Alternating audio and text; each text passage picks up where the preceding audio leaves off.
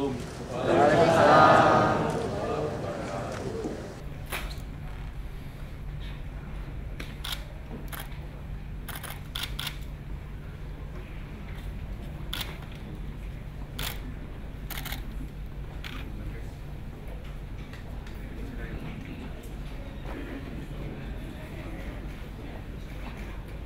Menyanyikan bersama lagu kebangsaan Indonesia Raya. Tanah tumpah darahku, di sanalah aku berdiri, jadi pandu ibuku. Indonesia kebangsaanku, bangsa dan tanah airku. Marilah kita berseru, Indonesia bersatu.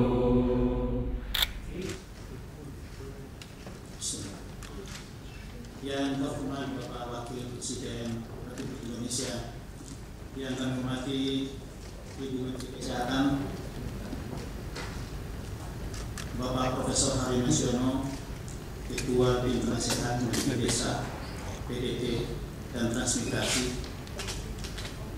Bapak Ibu para speaker narasumber dari Simposium Nasional, para pejabat pimpinan tinggi media, kantor Wakil Presiden dan BKKBN, para peserta kerja nasional dan Simposium Nasional Program Kependudukan, Keluarga Berencana dan Pembangunan Keluarga 2019. Bapak Ibu sekalian yang berbahagia, Assalamualaikum warahmatullahi wabarakatuh. Selamat sore, salam sejahtera buat kita sekalian. Om Swastiastu. Puji syukur kami panjatkan kehadirat Allah Subhanahu wa Ta'ala atas perkenannya kita semua diberi kesempatan bertemu dalam forum yang sangat terhormat ini. Bapak Wakil Presiden yang kami hormati, dalam rangka pembukaan Rakernas dan Simposium Nasional Program Kependudukan, Keluarga Berencana dan Pembangunan Keluarga pada tahun 2019, perkenankan kami melaporkan hasil kerja bersama BKKBN dalam pembangunan manusia Indonesia. Indonesia telah mengukir sejarah keberhasilan dalam menurunkan laju pertumbuhan penduduk dari 2,31% selama periode 1971-1980 menjadi 1,49% pada periode tahun 2010 dan 1,36% selama periode 2010-2016. Penurunan laju pertumbuhan penduduk ini konsisten dengan penurunan angka kelahiran total fertility rate dari 5,61 anak per wanita usia subur pada tahun 1971 menjadi 2,38 pada tahun 2018. Di samping penggunaan kontrasepsi yang terus meningkat, faktor penentu pengendalian angka kelahiran total adalah meningkatnya median usia kawin pertama perempuan.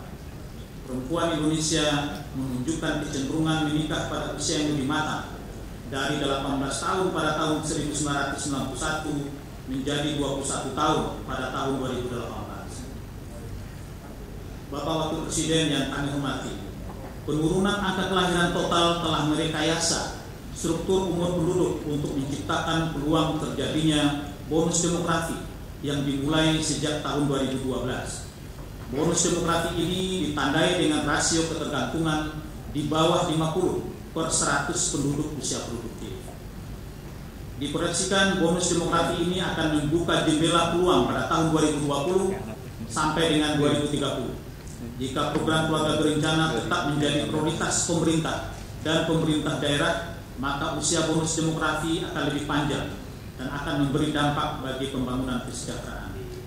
Seiring dengan keberhasilan pengendalian penduduk dan terwujudnya momentum bonus demografi tersebut, maka proporsi penduduk lanjut usia juga mengalami peningkatan.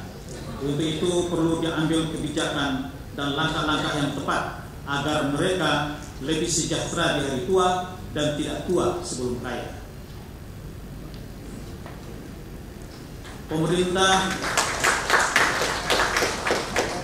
Bapak Wakil Presiden yang kami cintai, pemerintah berterima kasih kepada seluruh kader keluarga berencana, para bidan dan dokter, para penyuluh keluarga berencana, para tokoh masyarakat, para pemerhati dan lembaga swadaya masyarakat, serta organisasi kemasyarakatan yang telah memberikan keyakinan dan pelayanan keluarga berencana kepada keluarga dan masyarakat Indonesia.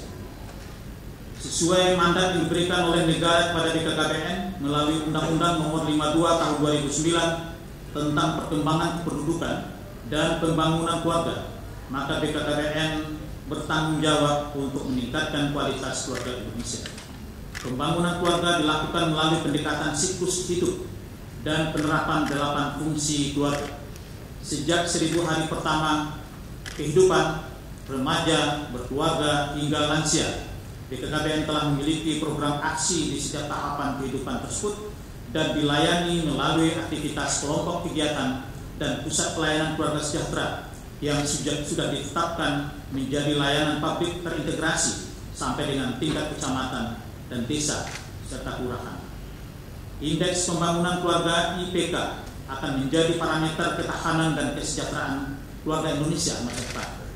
Parameter ini telah dicantumkan dalam rancangan teknokratik RPJM 2020-2024. Bapak Wakil Presiden dan hadirin yang berbahagia, semenjak dicanangkan oleh Bapak Presiden Republik Indonesia, Bapak Joko Widodo, pada tanggal 14 Januari 2016 telah terbentuk sebanyak 14.098 kampung keluarga berencana yang tersebar di seluruh Indonesia. Kegiatannya dititikberatkan pada pemberian pelayanan dasar dan pemberdayaan keluarga bersama sektor terkait melalui sumber-sumber pendanaan yang beragam. Inovasi dan gerakan Kampung KB ini merupakan langkah konkret BKKBN dalam mengurangi angka kemiskinan dan menanggulangi gizi buruk melalui pendekatan keluarga. Kemiskinan dapat diputus melalui perencanaan kehidupan berkeluarga. Mereka dapat menentukan jumlah dan waktu yang ideal memiliki anak sehingga memberi kesempatan yang luas bagi perempuan Indonesia memasuki pasar kerja. Untuk menjaga kesinambungan, konsistensi, dan sinkronisasi program kependudukan, keluarga berencana, dan pembangunan keluarga dari tingkat pusat hingga lini lapangan, BKKBN yang dibantu oleh Kementerian Pendayagunaan Aparatur Negara dan Reformasi Birokrasi dan Badan Kepegawaian Negara serta pemerintah kabupaten kota sejak tanggal 1 Januari 2018 telah mengalihkan status 15.137 tenaga penyuluh keluarga berencana dari ASN daerah menjadi ASN pusat. Walaupun demikian, rasio PKB dibandingkan dengan desa kelurahan masih sangat jauh dari harapan. Sekitar 6-7 desa kelurahan setiap penyuluh keluarga berencana. Kita memerlukan lebih kurang 40.000 tenaga penyuluh keluarga berencana dan PLKB untuk mendekati rasio 1 orang penyuluh keluarga berencana bisa membina 2-3 desa atau kelurahan. Bapak Wakil Presiden yang kami hormati dan hadirin yang berbahagia, bersama ini kami laporkan bahwa Rapat Kerja Nasional Program Kependudukan Keluarga Berencana dan Pembangunan Keluarga tahun 2019 ini akan diawali dengan simposium nasional yang bertemakan tantangan program KKBPK pada era revolusi industri 4.0. Sementara itu, Rakernas sendiri bertema meningkatkan sinergitas implementasi program kerja pusat dan daerah dalam mewujudkan penduduk tumbuh seimbang dan keluarga berkualitas. Kedua kegiatan ini dihadiri sebanyak 660 orang peserta, 200 orang diantaranya hadir di depan Bapak Wakil Presiden. Sementara lainnya mengikuti live streaming di auditorium BKKBN di kantor Hadir. Simposium dan Rakernas akan berlangsung sampai dengan tanggal 28 Februari 2019, menghadirkan para pembicara dari berbagai kementerian lembaga, rektor, dan gubernur kepala daerah.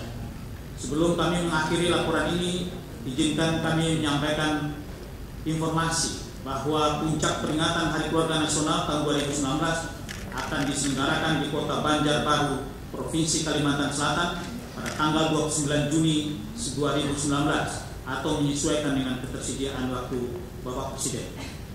Demikian yang dapat kami laporkan, dan selanjutnya kami mohon berkenan arahan Bapak Wakil Presiden sekaligus membuka secara resmi kedua kegiatan dimaksud. Terima kasih. Wassalamualaikum warahmatullahi wabarakatuh.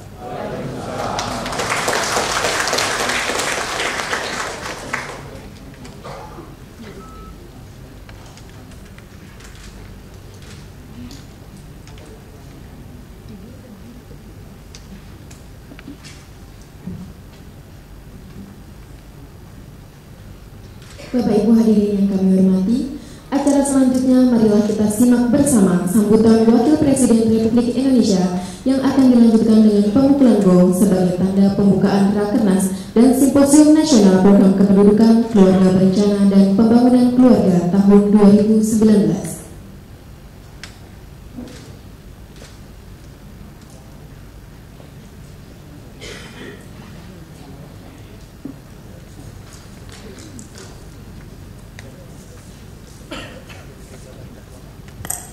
Bismillahirrahmanirrahim. Assalamualaikum warahmatullahi wabarakatuh. Hormati Ibu Menteri Kesehatan, Sekretaris Utama BPKBN Pak Profesor Yono, Bapak Kabir sebenarnya beliau Kesehatan,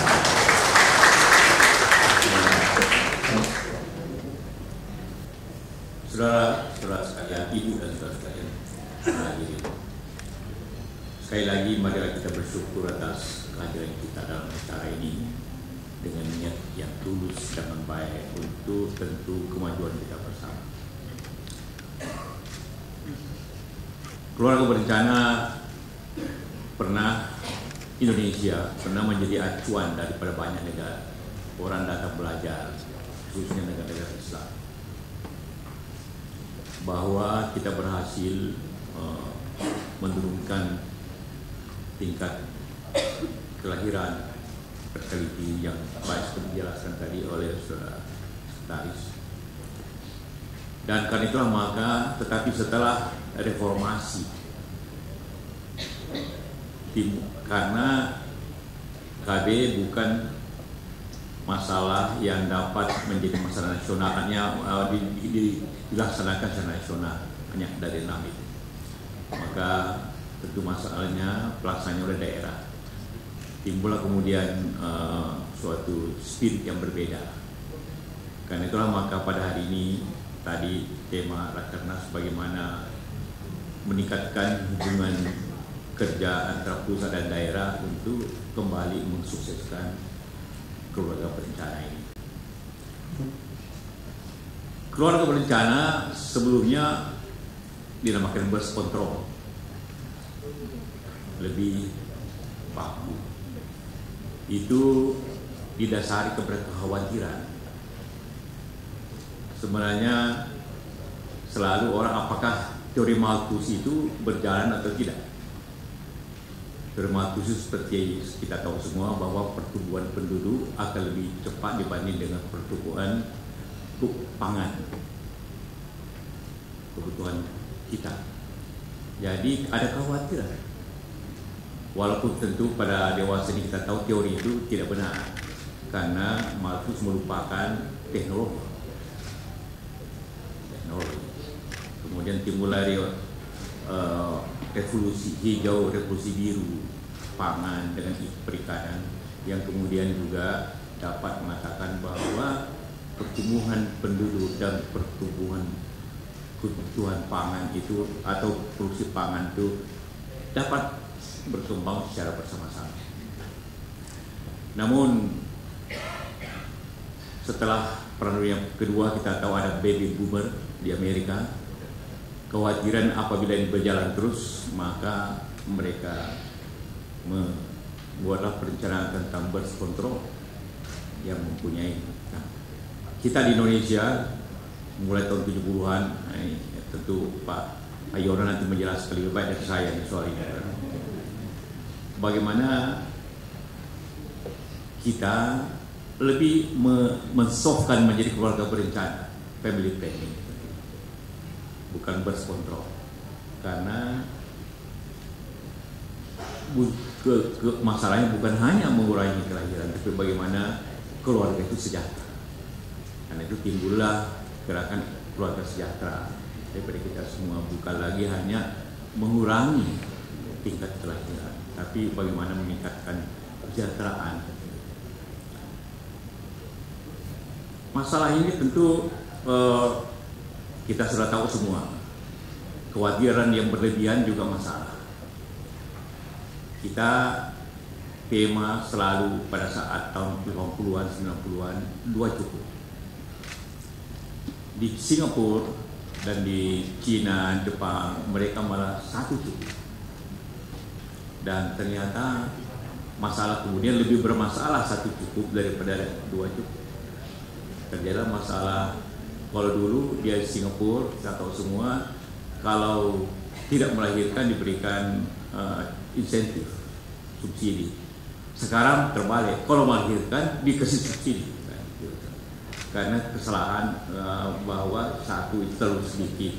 Sama dengan di Cina, mulai merubah mereka bukan hanya 1, tapi lebih dari 1, artinya 2, supaya kita tahu juga negara-negara seperti Jepang, aging countries, akhirnya negara menjadi penduduknya lebih tua, akhirnya orang bekerja harus mendorong 1 orang bekerja itu harus membantu 4 orang yang tidak bekerja atau 2 orang yang bekerja, seperti itulah. Kita tentu tidak bagian daripada itu, malah kita menyebut bahwa kita ada keuntungan demografis, bahwa dengan keluarga berencana menimbulkan kita orang yang bekerja mencapai lebih banyak dibanding orang yang tidak bekerja, sehingga tingkat subsidi orang bekerja ke orang tidak bekerja tidak sebesar apa yang terjadi di Jepang dan Vietnam. Artinya adalah, tapi namun demikian perubahan zaman membutuhkan, tetap kita butuhkan keluarga berencana, bukan karena kekhawatiran soal pangan, tapi justru karena revolusi industri yang tadi kita bicarakan, revolusi 4.0. Apa yang terjadi? Apa yang akan terjadi? Akibat suatu teknologi yang berkembang seperti IT, biotek, teknologi, maka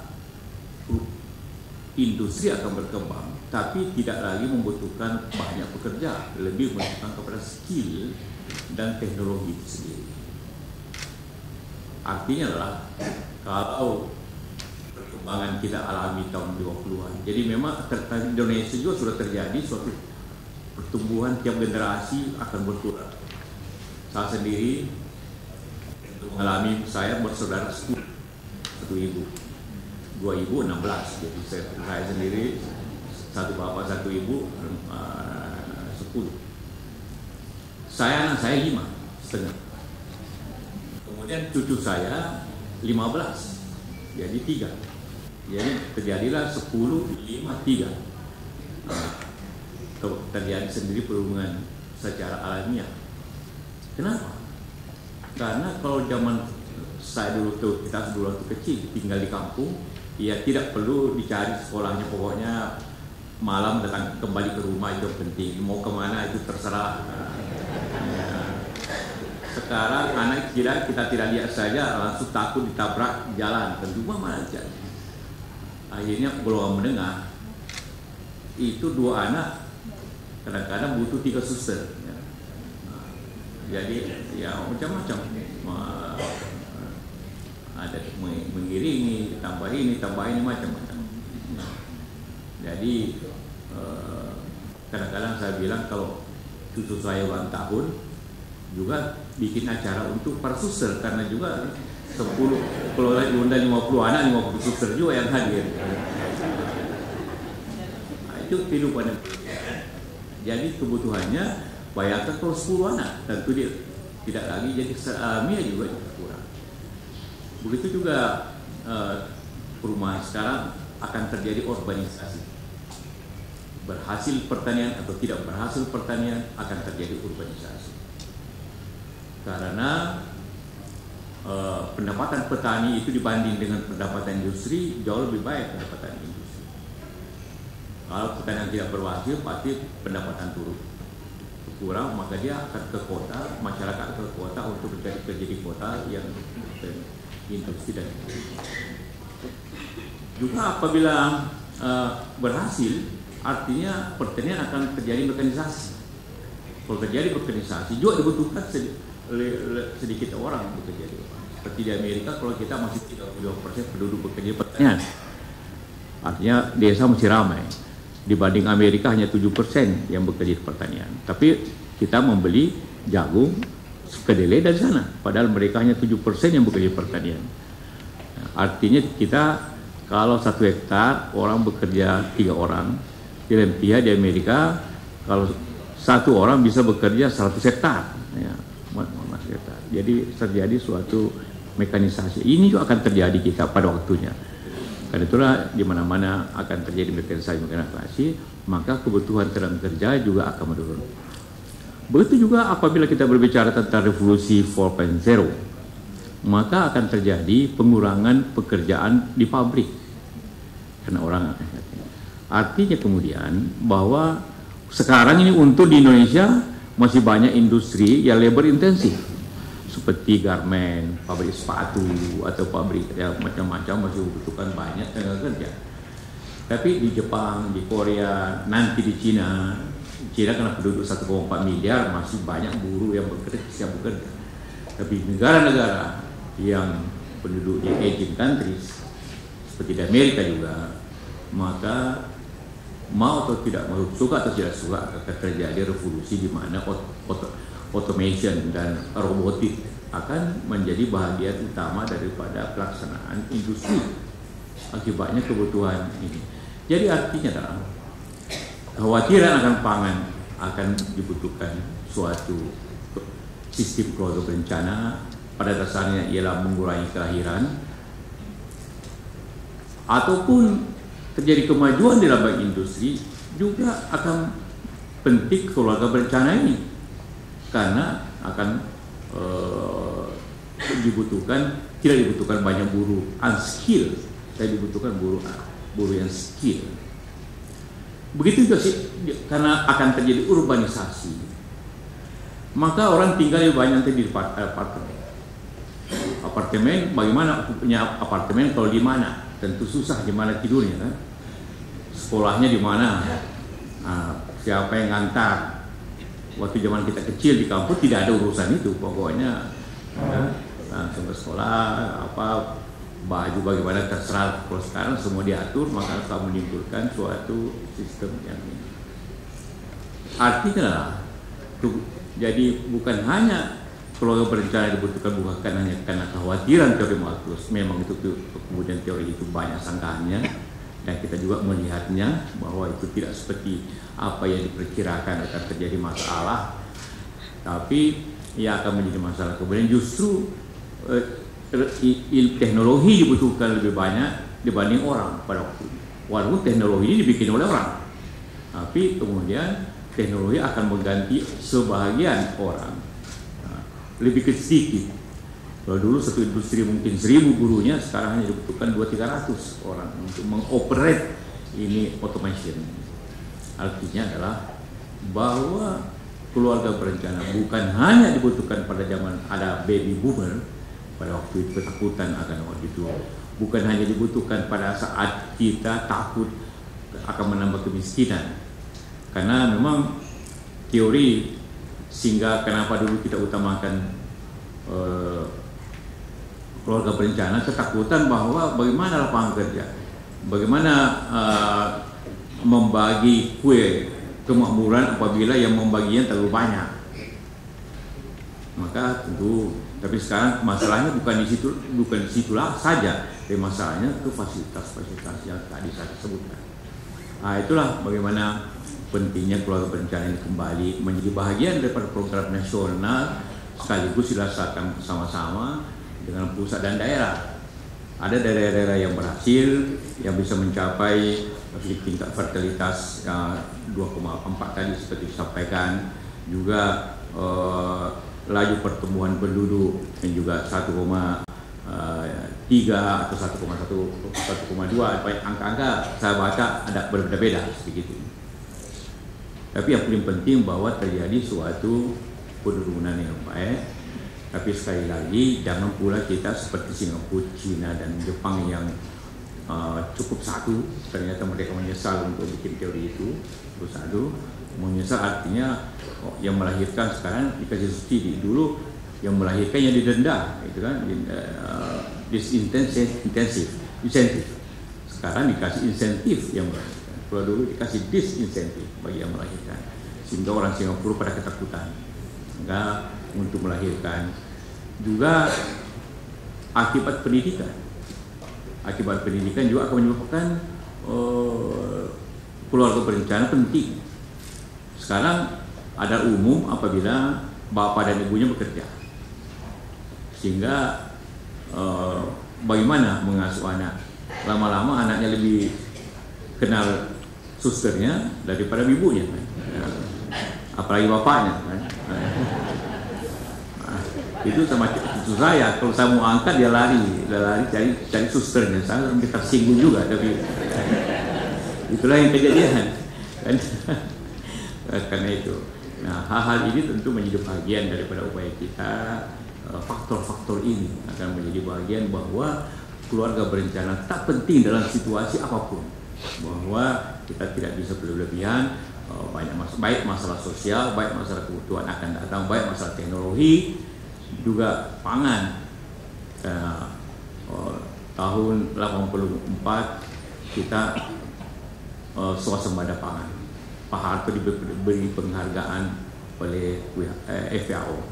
Tetapi pada waktu itu penduduk baru 150 juta tahun 84. Sekarang tahun 2019 penduduk 269 juta.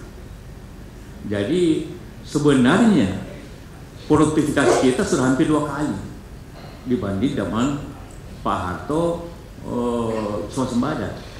Dulu akibat produktivitas hanya 3 ton per hektar. Sekarang 5,5 ton per hektar, kita mesti impor kadang-kadang. Jadi artinya dibutuhkan produktivitas 6 ton minimum untuk menjadi swasembada, dan itu tidak terlalu sulit. Artinya solusi daripada semuanya adalah teknologi yang kita bisa implementasikan kepada masyarakat kita, Itulah harapan saya. Semoga Rakernas dan juga simposium daripada keluarga berencana dan keluarga sejahtera ini dapat menjadi bagian daripada program kita akan datang dan juga memberikan manfaat yang baik kepada seluruh masyarakat kita dalam masyarakat. Terima kasih. Wabillahi taufiq wal hidayah. Wassalamualaikum warahmatullahi wabarakatuh. Melanjutkan dengan pemukulan gong, mohon mendampingi Menteri Kesehatan dan Sekretaris Utama BKKBN untuk pemukulan gong.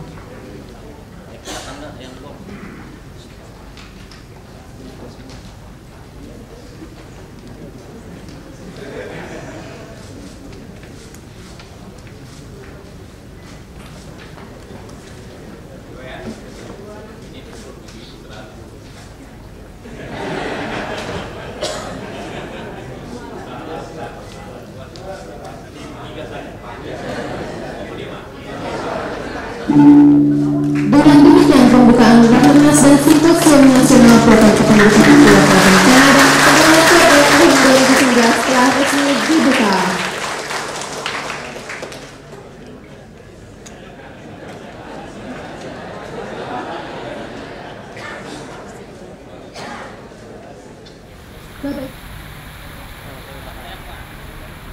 Ya, 1, 2, 3.